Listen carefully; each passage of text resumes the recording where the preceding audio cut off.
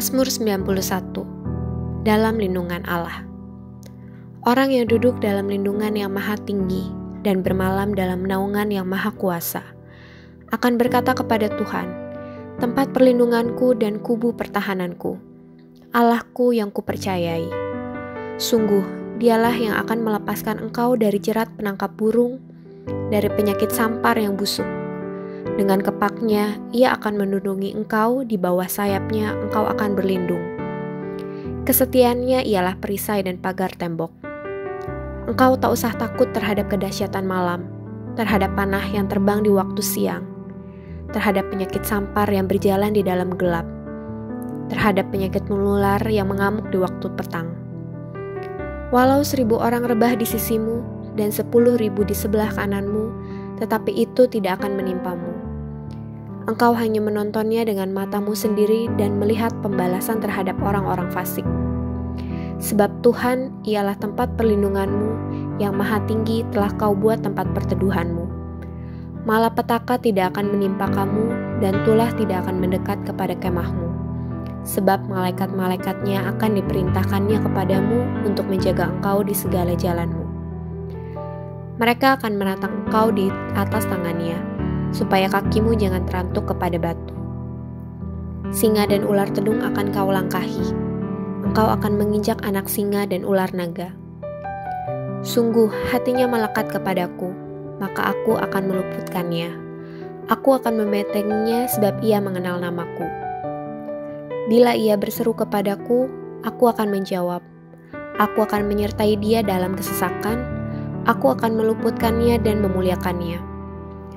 Dengan panjang umur akan kukenyangkan dia, dan akan kuperlihatkan kepadanya keselamatan daripadaku. Shalom saudara yang dikasihi Tuhan, mari sama-sama kita perkatakan apa yang dimaksud dengan Pentakosta ketiga. Pentakosta ketiga adalah pencurahan Roh Kudus yang dahsyat di zaman now, melebihi yang terjadi di Azusa Street. Pentakosta ketiga akan mengakibatkan penuaian jiwa yang terbesar dan terakhir sebelum Tuhan Yesus datang kembali. Pentakosta ketiga akan membangkitkan generasi Yeremia, yaitu anak-anak muda yang dipenuhi Roh Kudus, cinta mati-matian kepada Tuhan Yesus, tidak kompromi terhadap dosa, dan akan bergerak untuk memenangkan jiwa. Pentakosta ketiga lahir di Indonesia yang bergerak ke bangsa-bangsa. Gerakan ini dari timur ke barat dan akan kembali ke Yerusalem. Pentakosta ketiga akan memberikan kuasa untuk menyelesaikan amanat agung, dan setelah itu Tuhan Yesus datang kembali. Halo Church, kami mengucapkan selamat bergabung kepada Anda semua dalam ibadah online GBI Kebon Siri pada hari ini. Sebagai umat percaya, kita tetap harus menaruh iman dan percaya kita kepada Tuhan. Meskipun hari-hari ini kita sedang berjalan dalam musim yang sukar. Karena ketika kita percaya kepadanya, pemeliharaan Tuhan sedang bekerja dalam hidup kita. Sudahkah Anda menyerahkan kekhawatiran Anda kepada Tuhan? Jika belum, mari kita sediakan waktu sejenak untuk berdoa, memuji Tuhan, dan merasakan lawatan dalam hadirat-Nya, serta mendengarkan firman-Nya yang membangkitkan dan menguatkan kita. Have a good day, Church.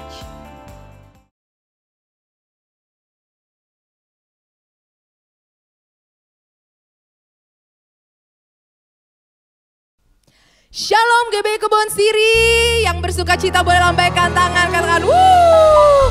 Yang bersuka cita, biarlah hari ini kita akan memuji menyembah Tuhan. Dan mari sebelumnya kita satukan hati terlebih dahulu. Tuhan Yesus, kami bersyukur dan berterima kasih Tuhan atas segala kebaikan-Mu, atas semua yang Kau perbuat dalam hidup kami Tuhan.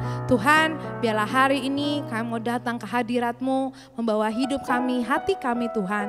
Dan biarlah hari ini kami boleh memuji, memuliakan nama-Mu ya Bapa. Dan kami boleh beribadah ya Bapa pada hari ini. Dan biarlah hari ini Tuhan, kami boleh bertemu muka dengan Engkau.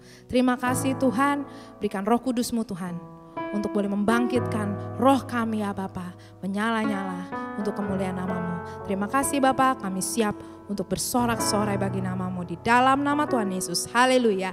Amin. Beri tepuk tangan bagi Allah kita. Haleluya. Kita percaya kita adalah gerejanya Tuhan yang siap bangkit merebut jiwa-jiwa. Haleluya.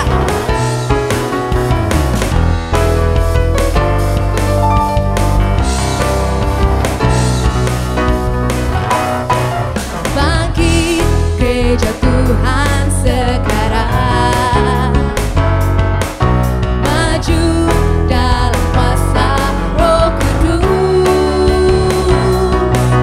kemenangan telah diberikan, kuasa dosa dipatahkan,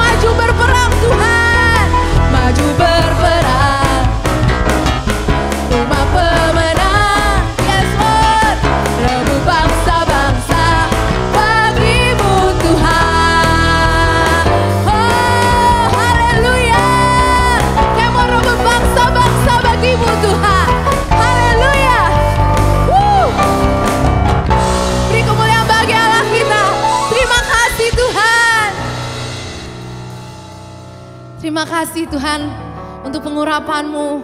Dan kami percaya Tuhan, kemenangan terjadi ketika Engkau ada bersama-sama dengan kami. Dan biarlah hari ini Tuhan, Kami mau lebih lagi Tuhan, mengundang Roh Kudus-Mu memenuhi setiap dari kami. Supaya kami boleh mengalami kemenangan bersama dengan Engkau ya Bapa. Kami perlu Roh Kudus-Mu Tuhan.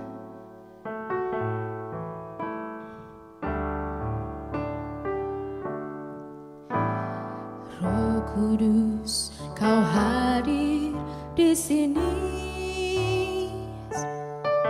Roh Kudus, ku mengasihi-Mu.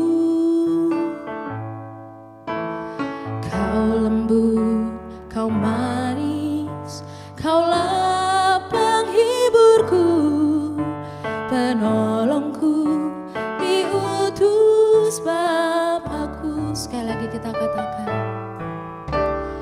Roh Kudus, Kau hadir di sini ya Tuhan. Roh Kudus, ku mengasihi-Mu.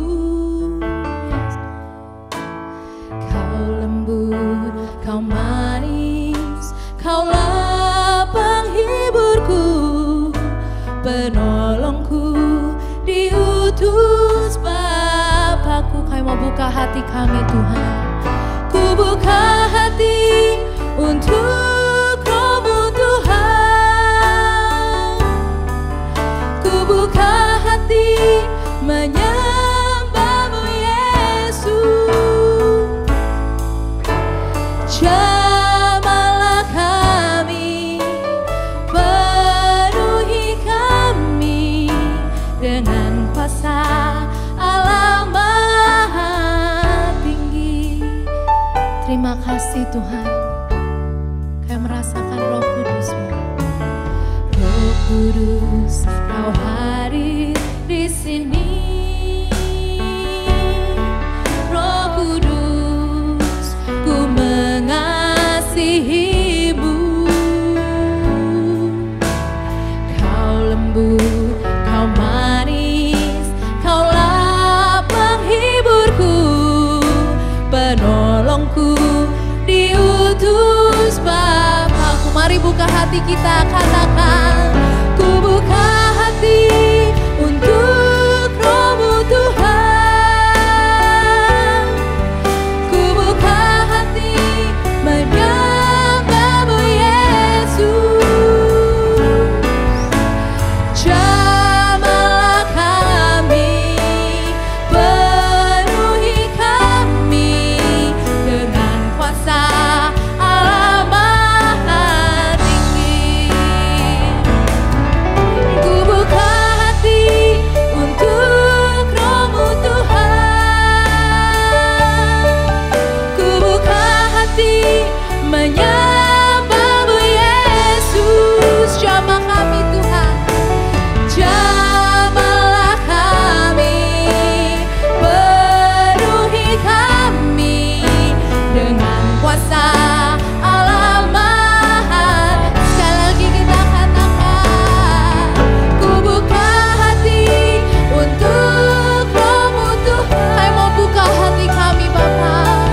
Ku buka hati menyembah-Mu Yesus. Kami rindu.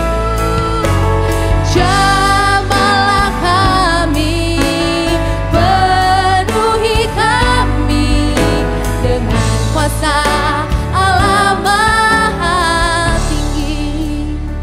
Dengan lembut kita katakan, ku buka hati untuk Roh-Mu Tuhan. Yes, Lord. Ku buka hati menyembah-Mu Yesus. Kami perlu Engkau Tuhan. Jamahlah kami, penuhi kami dengan kuasa Allah Maha Tinggi. Sekali lagi dengan lembut kita katakan,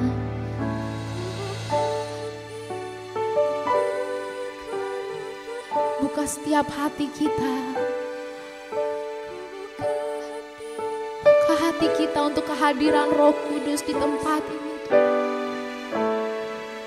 Oh Tuhan, jamah kami Bapa.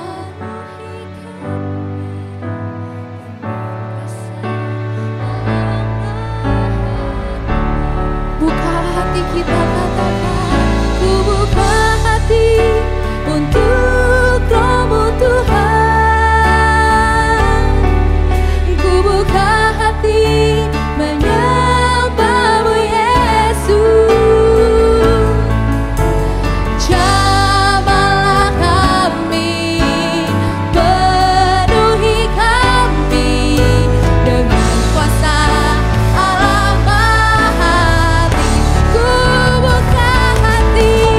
buka hati untuk Roh-Mu Tuhan. Ku buka hati menyembah-Mu Yesus. Jamah kami Tuhan, jamahlah kami, penuhi kami dengan kuasa Allah Maha Tinggi. Jamah kami Tuhan, jamahlah kami, penuhi kami dengan kuasa Allah Maha Tinggi. Jamah kami Tuhan, jamahlah kami, penuhi kami dengan kuasa Allah Maha Tinggi. Oh, kami sembah, kami rindu jamahan-Mu Tuhan dalam hidup kami. Penuhi kami Tuhan, kami perlu Kau. Penuhi kami Tuhan, kami rindu rahmat-Mu dalam hidup kami. Kami sembah Kau Tuhan. Haleluya, haleluya. Oh, jamah kami Tuhan. Syaralaba syende, yaralaba yaralaba yaralabo, yaralaba syende yaralata kayaralaba syende yarala yaralabo, yaralaba yarala yarala yarala yarala yarala yarala. Penuhi Tuhan, penuhi kami dengan Roh Kudus-Mu. Yes. Oralaba syaka yaralaba yarala yarala yarala yarala yaralabo. Kami perlu Kau Tuhan. Syaralaba yaralaba yaralaba yaralaba yaralaba.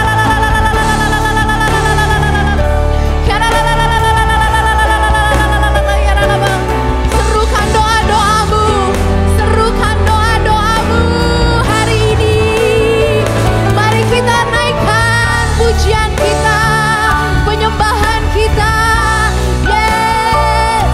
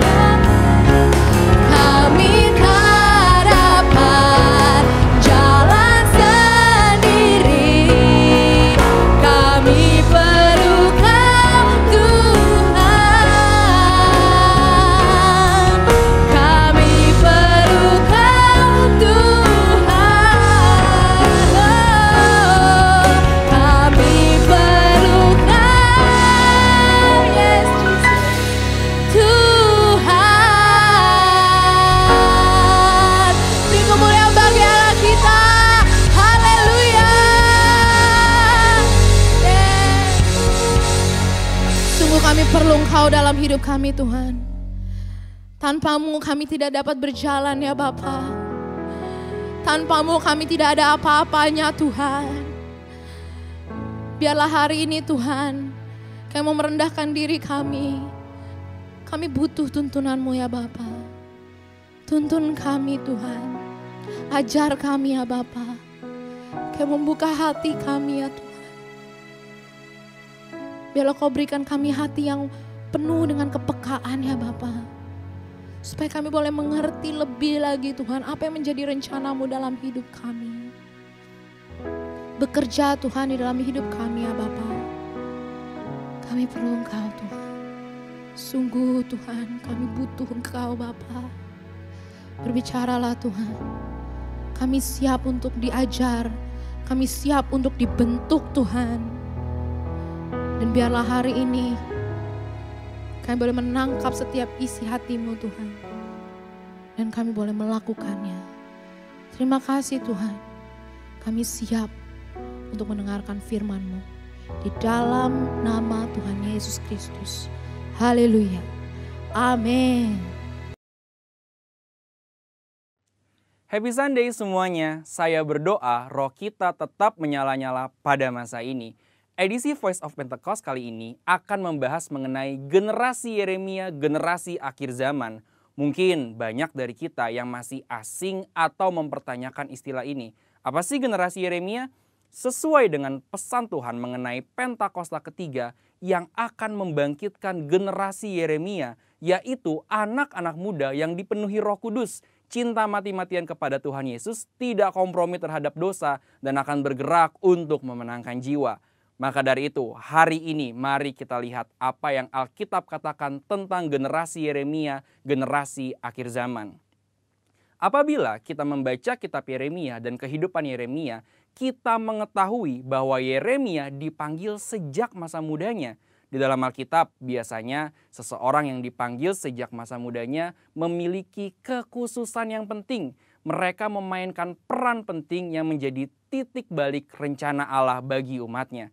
Kita juga dapat menemukan bahwa kehidupan dan pelayanan Yeremia memiliki korelasi dengan anak-anak muda yang sedang melayani Tuhan pada masa ini. Yang pertama, Yeremia hidup dan melayani dalam zaman yang unik, di mana bangsa Yehuda akan memasuki satu era yang baru. Pemahaman-pemahaman dan cara hidup mereka yang lama kini harus diperbaharui. Yeremia hidup mengikuti tuntunan dan pesan Tuhan sehingga dapat memasuki era baru ini. Yeremia juga hidup di zaman lunturnya pengenalan akan Tuhan, di mana orang-orang tetap beribadah seperti biasa secara formalitas. Mereka datang beribadah kepada Tuhan, tetapi tidak menunjukkan pertobatan dan perubahan hidup. Apabila kita melihat hari ini, ada berapa banyak orang Kristen yang beribadah tetapi hatinya menjauh dari Tuhan. Maka dari itu, generasi Yeremia adalah generasi yang siap memasuki era baru dengan cara penuh Roh Kudus dan menyuarakan pertobatan besar-besaran. Yang kedua, Yeremia dipanggil kepada gaya hidup penyangkalan diri yang radikal. Dalam Yeremia 1 ayat 17-18, Tuhan meminta Yeremia tidak gentar menyuarakan hal yang bertentangan dengan dosa dan pelanggaran. Yeremia sangat banyak menyangkal dirinya. Ia bahkan diminta untuk tidak menikah, mengingat bangsanya akan memasuki keadaan darurat. Hal ini bukan berarti semua generasi Yeremia dipanggil untuk tidak menikah. Tetapi ini menjadi contoh betapa sungguh-sungguhnya generasi Yeremia harus menyangkal dirinya.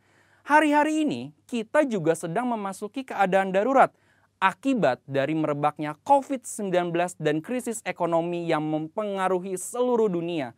Mungkin keadaan darurat hari ini menjadi tanda bangkitnya generasi Yeremia. Maka generasi Yeremia adalah generasi yang siap menyangkal dirinya bagi rencana Tuhan dalam banyak hal. Generasi yang cinta mati-matian kepada Tuhan Yesus dan akan melayani Indonesia seperti yang belum pernah terjadi sebelumnya. Yang ketiga, Yeremia mendapatkan pesan mengenai fase selanjutnya dari rencana Tuhan. Yeremia 31 ayat 33-34 mengatakan, Tetapi beginilah perjanjian yang kuadakan dengan kaum Israel sesudah waktu itu. Demikianlah firman Tuhan. Aku akan menaruh Tauratku dalam batin mereka dan menuliskannya dalam hati mereka.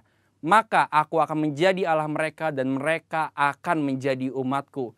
Dan tidak usah lagi orang mengajar sesamanya atau mengajar saudaranya dengan mengatakan, "Kenallah Tuhan," sebab mereka semua besar kecil akan mengenal aku. Demikianlah firman Tuhan, sebab aku akan mengampuni kesalahan mereka dan tidak lagi mengingat dosa mereka. Dari ayat ini kita mengetahui bahwa Yeremia adalah pembawa pesan mengenai suatu perjanjian yang baru, di mana keadaan Israel akan dipulihkan karena tugas mereka belum selesai, yaitu datangnya Mesias Tuhan Yesus Kristus. Maka dari itu, generasi Yeremia adalah generasi yang membawa pesan Tuhan tentang kedatangan Tuhan Yesus Kristus yang didahului oleh penggenapan amanat agung. Hari ini, mari saudara sekalian, kita meresponi panggilan Yeremia dengan cara hidup penuh Roh Kudus, cinta mati-matian kepada Tuhan Yesus, tidak kompromi terhadap dosa, dan bergerak memenangkan jiwa. Tuhan Yesus memberkati.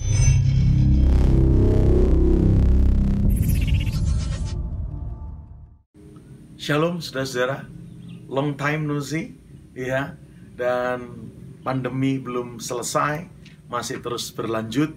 Jaga kesehatan kita, bangun imun tubuh kita, dan jangan lupa juga bangun iman kita kepada Tuhan Yesus dan firman-Nya.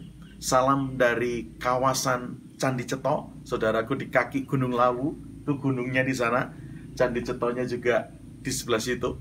Ya, dari Rumah Misi Sahabat Ceto, Satu Hati Berkati Ceto, saya merekam ini dan semoga sharing ini boleh menjadi berkat buat Bapak, Ibu, Saudara semua. Ya, tetap jaga kesehatan, tetap berapi-api melayani Tuhan, terus berkarya, tetap produktif, dan terus jadi berkat buat banyak orang. Hari ini saya ingin bagikan sesuatu dari Ibrani 11 ayatnya yang ke-9. Ya, saya ingin berbicara tentang Abraham, Ishak, dan Yakob, saudaraku. Mari kita lihat Ibrani 11 ayatnya yang ke-9. Dikatakan, karena iman, Abraham diam di tanah yang dijanjikan itu, seolah-olah di suatu tanah yang asing. Dan di situ Abraham tinggal di kemah dengan Ishak dan Yakob, yang turut menjadi ahli waris janji yang satu itu.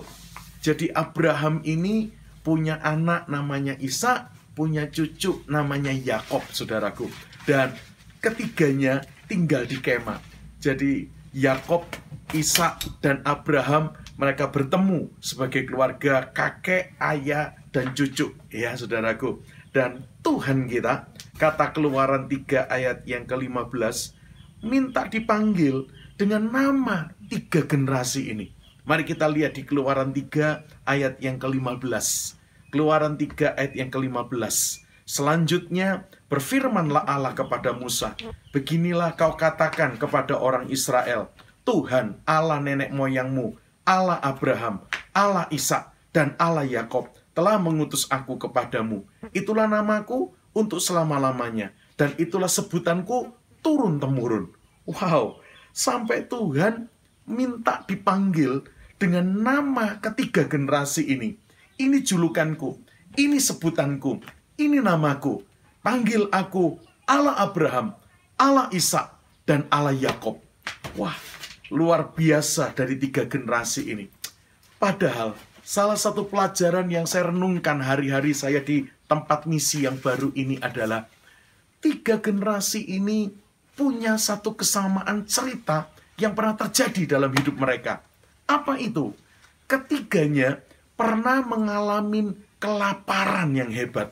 Satu kali dalam kitab Kejadian 12 ayat 10 dan seterusnya, kalau Bapak Ibu baca, ya, Abraham dan Sarah sedang mengalami kelaparan yang hebat, dan mereka akhirnya pindah ke Mesir, ya. Dan di Mesir, Sarah yang kelihatan cantik itu ditaksir oleh seluruh warga Mesir, bahkan Raja Fir'aun pun akhirnya membawa Sarah ke istananya dan siap dijadikan entah selirnya, entah permaisurinya, pokoknya siap untuk ditidurin sama Fir'aun. Tapi Tuhan datang ya, dan memberi tulah kepada Fir'aun dan isi istananya gara-gara Sarah. Akhirnya Sarah dikembalikan kepada Abraham. Kenapa sampai Fir'aun ingin mengambil Sarah? Karena Abraham berkata, ini adikku, ini saudaraku, dia bukan istriku. Karena dari awal Abraham tahu istrinya cantik, dan dia tahu banyak orang terpesona. Dan Abraham tidak mau mati, dibunuh gara-gara orang menginginkan Sarah istrinya. Dan akhirnya Abraham mengingkari bahwa Sarah adalah istrinya. Cerita yang sama terjadi dengan Ishak. Ya, Kejadian pasal yang ke-26, kalau kita baca ayat 1 sampai khususnya ayat yang ke-13, Ishak juga sedang mengalami kelaparan yang hebat waktu itu bersama Ribka, istrinya, saudaraku. Dan akhirnya Ishak mau lari ke Mesir. Dia waktu itu tinggal di sebuah daerah namanya Gerar, di daerah orang Filistin. Dan waktu kelaparan hebat itu terjadi, Ishak dan Ribka mau lari ke Mesir. Kenapa Ishak mau lari ke Mesir? Karena dulu nyontok bapaknya, nyontok Abraham. Ketika ngalamin kelaparan, mereka hijrah lari ke Mesir. Dan itu yang dibuat oleh Ishak dan Ribka. Tapi puji Tuhan, Tuhan berfirman kepada Ishak, jangan tinggalkan Gerar, diam saja di negeri, di daerah orang Filistin ini. Aku akan memberkati kamu. Dan Ishak taat, dia tidak jadi pergi ke Mesir. Tapi poin penting yang muncul dari cerita ini, bapak-bapak, pemimpin-pemimpin, ibu-ibu, para orang tua, para leader, hati-hati dengan apapun yang Anda perbuat, apapun yang Anda putuskan. Anak-anakmu, orang-orang yang Anda pimpin, lihat terus, dengar terus, dan pastikan kita memberi peneladanan yang keren buat anak-anak dan orang-orang yang Tuhan percayakan kita mentor, saudaraku. Ya, jangan kasih contoh yang jelek soal pernikahan, soal keuangan, soal anak, soal keluarga, soal pekerjaan, atau apapun juga. Jangan beri contoh yang jelek, saudaraku, karena itu akan dilihat bahkan dicontoh oleh anak-anak dan orang-orang yang kita pimpin. Dan sama dengan Abraham, waktu dia mengingkari Sarah istrinya karena takut dibunuh, itu juga terjadi dengan Ishak. Ya, karena di Gerar, di daerah orang Filistin ini, raja Filistin yang namanya Abimelek naksir Ribka, ingin mengambil Ribka menjadi istrinya. Kenapa? Karena Ishak berkata, dia bukan istriku, dia saudaraku. Karena Ishak sama dengan bapaknya, sadar kalau istrinya cantik dan disuka banyak orang. Kalau ini aku akui sebagai istri, aku dibunuh, nanti istriku diambil. Makanya dari awal Ishak juga mengatakan, bilang kalau kita bersaudara, bukan suami istri, supaya aku nggak mati. Saudara lihat, ternyata saya waktu baca ayat ini, kecenderungan orang di masa sulit, kecenderungan orang di masa-masa lagi nggak baik. Ya, ada kelaparan yang hebat, ada pandemi yang hebat, ada krisis ekonomi yang hebat, atau apapun masalah. Kecenderungan orang adalah mikir dirinya sendiri, mau menyelamatkan dirinya sendiri. Asal perutku kenyang, asal aku nggak mati. Yang dipikir cuman aku, dan aku. Selfish banget, ego banget. Dan ternyata Alkitab memang berkata demikian. 2 Timotius 3 ayat 1 dan ayat yang kedua berkata, ketahuilah bahwa pada hari-hari yang terakhir akan datang masa yang sukar. Apa yang terjadi? 2 Timotius 3 ayat 1 itu dilanjutkan dengan ayat yang kedua yang berkata, manusia akan mencintai dirinya sendiri. Di masa-masa kelaparan yang hebat, Abraham hanya mikir, asal aku nggak mati, asal aku selamat. Bahkan sampai sedikit lagi istrinya Sarah ditidurin sama Fir'aun.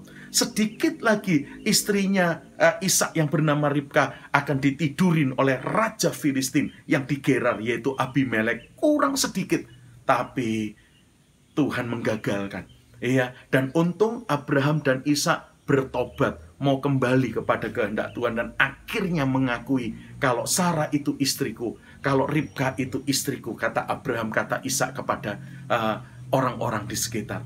Tapi ini pelajaran penting. Di masa-masa yang sulit, orang cenderung mikir dirinya sendiri, mikir dan jadi selfish, egoisme. Asal aku kenyang, asal aku selamat, asal saya tidak mati, asal saya tidak kurang. Yang dipikir hanya dirinya sendiri. Oke, belum salah kalau mikir buat diri sendiri. Karena Alkitab berkata, kalau kamu tidak cinta dirimu, kamu tidak mungkin bisa mengasihi orang lain. Makanya muncul ayat, kasihilah sesamamu manusia seperti engkau mencintai dirimu sendiri. Gagal mencintai diri akan membuat kita gagal mencintai yang lain. Tetapi yang Alkitab katakan, jangan hanya mencintai dirimu. Jangan hanya mikirin dirimu. Pikirkan orang lain. Pikirkan kepentingan orang lain juga. Wow, bahkan saya akhirnya merenungkan, inilah poin di masa-masa sulit, di masa-masa pandemi, di masa-masa paceklik, di masa-masa kelaparan yang hebat. Kalau kita tidak hanya berhenti mikir diri kita, tapi terus ingin jadi berkat buat banyak orang, itu jadi poin. Di sikon yang seperti ini, sorga tetap melepaskan berkatnya, sorga tetap mencurahkan berkatnya, karena Tuhan lihat kita tidak hanya berhenti untuk diri kita, tapi kita siap mengalir buat banyak orang yang lain. Begitu juga dengan Yakob. Di Kejadian Fatsal 42 dan 43 terjadi kelaparan di masa Yakob hidup, saudaraku. Lalu dia dengar bahwa di Mesir ada gandum. Padahal anaknya Yusuf yang dipikir sudah mati, karena diberitakan demikian oleh anak-anak yang lain bahwa Yusuf mati, yang menjadi pemimpinnya, yang mengatur gandum yang berlimpah itu. Dan Yakob suruh anak-anaknya untuk ambil gandum atau beli gandum ke Mesir. Dan ketika saudara-saudaranya ini, Yusuf lihat datang untuk membeli gandum, akhirnya disuruh cerita. Benyamin gak diajak. Yakob pegang erat-erat Benyamin. Hobinya, kesayangannya, cintaannya dipegang erat-erat. Akhirnya Yusuf berkata kepada saudaranya, belum buka kartu waktu itu. Dia seperti pemimpin Mesir, pakai penterjemah ngomongnya. Dia bilang, bawa ke sini adikmu. Aku mau dengar apa yang kamu ceritakan benar atau tidak. Kalau tidak, kamu betul-betul memang mata-mata, katanya gitu. Iya, yang datang ke negeri ini hanya untuk menyelidiki. Waduh, dan akhirnya mereka pulang bawa gandum. Dan setelah gandumnya habis, Yakob suruh beli lagi. Saudara-saudara berkata, kami udah terlanjur cerita tentang keadaan kami. Itu pemimpin di Mesir yang mereka tidak tahu kalau itu Yusuf, adik mereka. Berkata, jangan lihat mukaku lagi kalau kamu tidak bawa adikmu. Please Pak, kalau suruh beli gandum lagi, izinkan Benyamin ikut. Saudara, Yakob pegang erat-erat Benyamin, yang lahir dari istri yang sangat dicintainya, yaitu Rahel, yang melahirkan 2 anak buat dia, yaitu Yusuf dan Benyamin. Yusuf sudah diberitakan mati, tinggal 1, disayang-sayang kekasih hatinya.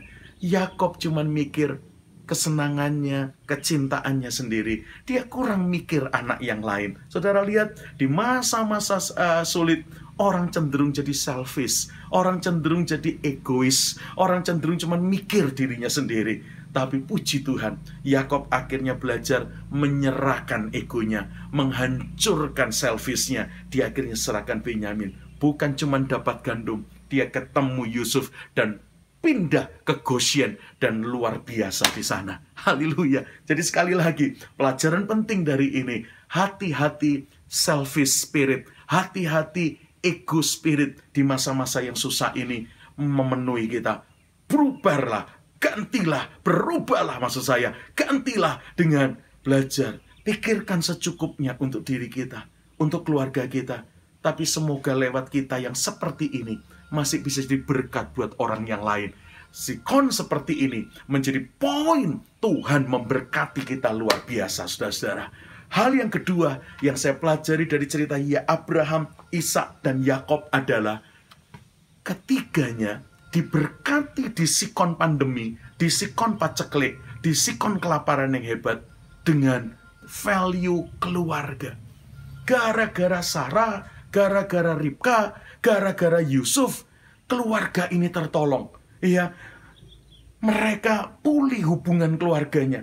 Dari tidak mau mengakui istri, tidak berani mengakui sebagai suami istri, mereka cuma berkata kakak adik supaya selamat. Akhirnya mereka mengakui, dan lewat peristiwa ini berkat itu mengalir. Fir'aun memberikan berkat kepada Abraham dan Sarah. Itu Abimelek Raja Gerar juga memberikan berkat kepada Ishak dan Ribka. Bahkan lewat Yusuf, Tuhan memberikan berkatnya buat Yakob, bahkan seluruh anak-anak yang lain. Saya melihat value keluarga punya andil datangnya, tercurahnya berkat Tuhan di masa pandemi ini. Value keluarga.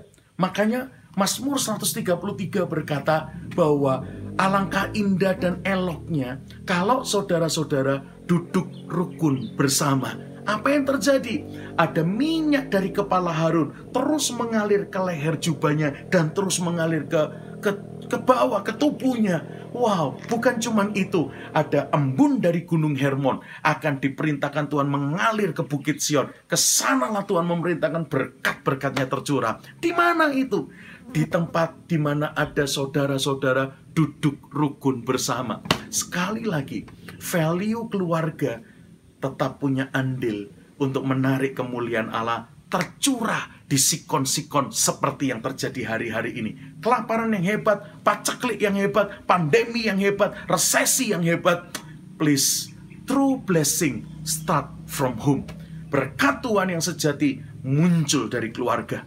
Makanya dalam sikon yang seperti ini, suami istri bangun terus hubungan yang keren. Baca Kejadian 26 ayat 8. Di situasi paceklik, di situasi kelaparan yang hebat, Ishak dan Ribka bermesra-mesraan, bercumbu-cumbuhan. Dan itu yang membuat Abimelek, Raja Gerar, Raja Filistin ini melihat. Dan dia berkata, kamu bohong kalau dia adikmu, itu istrimu. Kamu bercumbu-cumbuhan dengan dia. Di masa apa? Bukan di masa lagi keberkatan, bukan di masa lagi enak dan nyaman. Bukan. Di masa lagi kelaparan, di masa lagi kemarau panjang, paceklik, saudara. Tapi suami, istri, Ishak dan Ribka, mereka bisa bercumbuan, mereka bisa bermesraan. Wow, dan ayat 12-13 Kejadian 26, maka menaburlah Ishak di tanah itu. Dan tahun itu juga Tuhan memberi penuaian yang luar biasa. Bahkan Ishak bertambah kaya, makin lama makin kaya, bahkan menjadi sangat kaya. Jangan itu tok yang distabiluin atau digarisbawain, bukan. Tetapi rentetan dari hubungan keluarga dibangun, keharmonisan dibangun, tetap bekerja, tetap berkarya, tetap produktif, dan itu yang membuat berkat surga tercurah di sana. Suami istri, hubunganmu dalam kondisi berat, susah hari-hari ini, masih intimkah?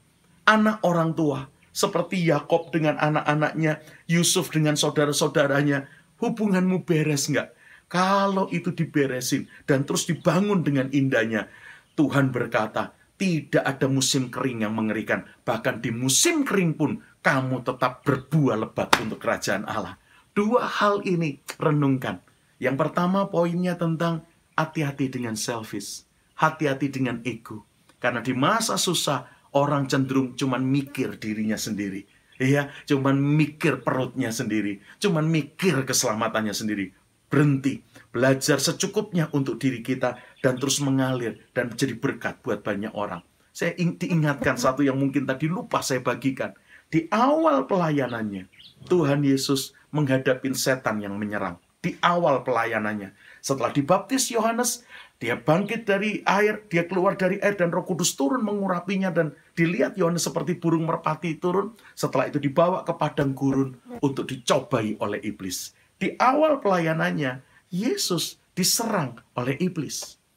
Tetapi di akhir pelayanannya, menuju ditangkap dan digantung di atas kayu salib di Bukit Golgota, Yesus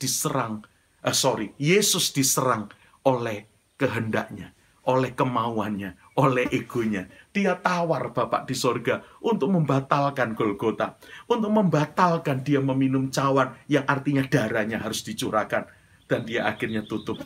Biar bukan kehendakku yang jadi, tapi kehendakmu. Sampai 3 kali dia doa yang sama. Sampai 3 kali dia jawab yang sama. Karena memang bukan cuma iblis yang menyerang. Berapa kali yang terakhir datang menyerang ego kita sendiri. Kehendak kita sendiri. Maunya kita sendiri. Selfish kita sendiri. Bertobat. Ya, sehingga hidup ini bukan cuma untuk diri, tapi jadi berkat buat orang lain juga. Ingat, itu jadi poin di masa ngeri seperti ini, berkat Tuhan tercurah. Ya, dan yang kedua, bangun hubungan keluarga. Karena lihat Abraham, Sarah, Ishak, Ribka, Yakob dengan anak-anaknya, Yusuf dengan saudara-saudaranya, semua punya andil, semua punya value, membuat di masa yang berat itu Tuhan tetap nyata, kemuliaannya tetap tercurah, berkatnya tetap dilepaskan, bahkan sampai melimpah. Saudara, bulan Juli kemarin, kami dari BSD ke Candi Cetoh, semua pelayanan cancel, semua pelayanan di reschedule. Dari akhir Maret ya sampai Agustus ini semua habis ya, 5 bulan semua pelayanan tidak ada, saudara. Tapi pas awal Juli kita ke Candi Ceto, setelah tertahan sekian bulan di BSD, kami akhirnya ke tempat misi Candi Ceto yang Maret kemarin sudah selesai rumah misinya dan siap dihuni, saudaraku. Iya, tahu-tahu di tempat misi temennya Cik Ria, istriku, Cik Maria, temen sama-sama arisan, sama-sama jaga anak beberapa tahun yang lalu waktu anak-anak masuk kelas. Ya, itu ibu-ibu yang punya komunitas itu. Salah satu, tahu-tahu ngubungin Cik Ria. Boleh minta nomor rekeningmu ndak? Saya kok tergerak memberkati kamu.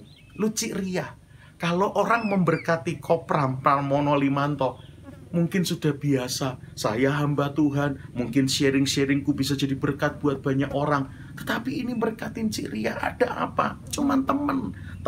Dan dia pasti juga ada di sikon yang tidak baik seperti sekarang. Lagi resesi, lagi pandemi, lagi krisis, masalah pekerjaan. Tapi tahu-tahu Tuhan gerakkan, minta nomor rekeningmu. Cik Ria ndak enak, wong ini teman-teman sama-sama yang kalau makan bayar urunan gitu ya, arisan atau jaga anak nunggu ngobrol, fellowship, tahu-tahu tergerak memberkati. Cik Ria nggak kasih nomor rekeningnya. 2-3 hari kemudian diminta lagi, please, bener ini aku ingin memberkati. Waduh, dan akhirnya lewat orang ini Tuhan kirim berkatnya untuk kami. Belum selesai, 2 minggu kami di Candi Ceto mesti balik ke BSD. Kami balik ke BSD. Nyampe BSD, ada anak rohani kita di komunitas BSD yang tahu-tahu bilang, Pak, kok kepingin berkati istrimu ya Pak? Tapi aku ndak tahu rekeningnya. Minta nomor rekeningnya ya ndak dikasih. Saya cuma tahu nomor rekening Anda. Jadi hari ini saya ngasih berkat, tapi tolong berikan istrimu ya Pak. Karena saya tergerak memberkati istrimu. Saya bilang, sudah, apa bedanya memberkati saya, memberkati istri? Kamu beri buat saya beberapa waktu yang lalu, ya dipakai buat keluarga. Kamu beri buat istri, ya dipakai buat keluarga. Dan orang ini, rekan ini berkata, enggak Pak, beda. Saya tergerak memberkatin Cik Ria. Dan saya WA Bapak, cuman untuk memberitahu, kalau Bapak lihat transferanku sudah masuk, tolong kasih istrimu ya Pak. Itu bukan untuk Anda. Walah. Saya renungkan 2 peristiwa yang terjadi bulan Juli kemarin. Saya ngambil kesimpulan, kadang Tuhan pakai saya memberkati keluarga. Tapi berapa kali Tuhan pakai istri saya memberkati keluarga. Tahun lalu Tuhan pakai anak kami memberkati saya dan istri. Lewat apa? Dia lulus SMA, masuk di satu kampus yang salah satu yang oke, yang baik di BSD. Tanpa uang pangkal. Tanpa uang masuk, dia diterima dengan jalur khusus. Bahkan semester pertama yang seharusnya bayar 26 juta, masih didiskon 10 juta, hanya 16 juta. Masuk fakultas Biomedical Engineering, di fakultas yang namanya ULI University. Mungkin Bapak Ibu lebih kenal SGU, ya Swiss German University di BSD. Setelah itu ada ULI yang kira-kira mirip SGU itu, ya afiliasinya dengan banyak kampus di Jerman. Anak saya tahun lalu masuk tanpa uang gedung dan sebagainya, ya. Dan semester 1 26 juta masih dipotong 10. Masuk kuliah cuma bayar 16 juta. Lewat anakku kami diberkati. Lewat istriku, kami diberkati. Bangun value rumah tangga yang keren. Itu poin, itu value yang menarik Tuhan mencurahkan berkatnya di season, di musim seperti hari ini. Berhenti selfish dan mulai bangun keluarga yang heroik di hadapan Tuhan. Tuhan memberkati Bapak, Ibu, Saudara, dan sampai ketemu di waktu yang akan datang. Sampai jumpa. God bless you. Salam dari Candi Ceto. Amin.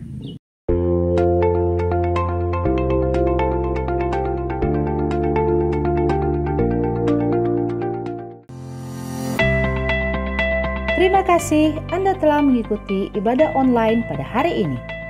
Kami mengajak Anda untuk berdoa, menyembah Tuhan, dan mendengar pesan firman Tuhan setiap hari Senin, Rabu, dan Jumat dalam acara Ku Menyembah pukul 5 pagi via Zoom. Untuk informasi meeting ID dan password Zoom dapat menghubungi via WhatsApp ke nomor berikut ini.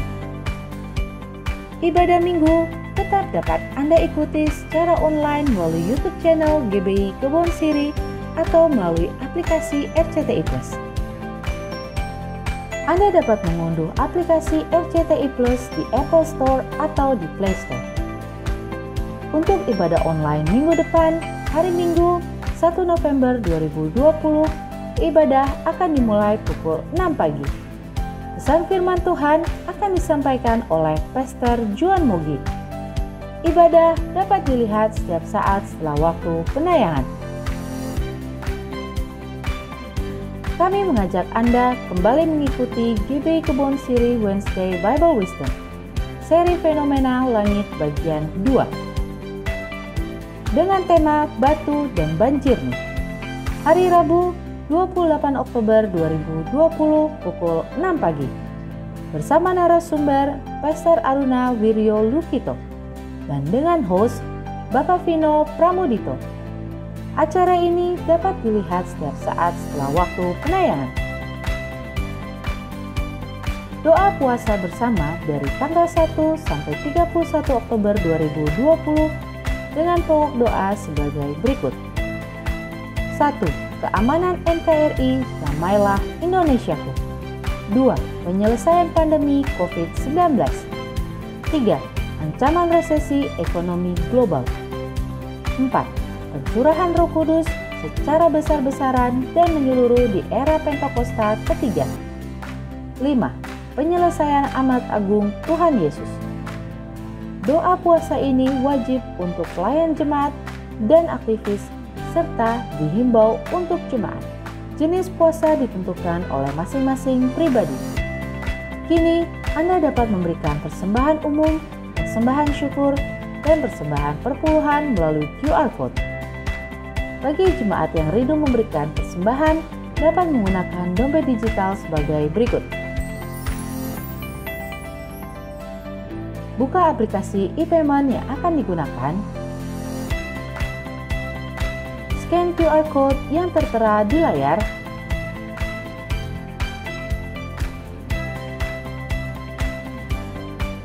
Masukkan nominal yang diinginkan. Klik OK atau lanjutkan atau confirm dan lakukan konfirmasi pembayaran. Selamat, Anda telah berhasil melakukan proses transfer via QR Code. Persembahan melalui QR Code tidak dipungut biaya apapun. Persembahan umum, perpuluhan, diakonia, dan bantuan COVID-19 dapat Anda transfer ke nomor rekening berikut ini.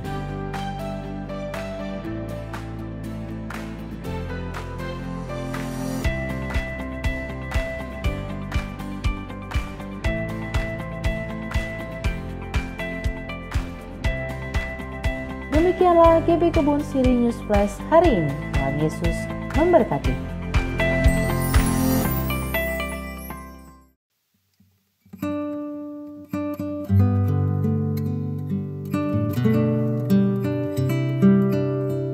Mari kita bersatu dalam doa.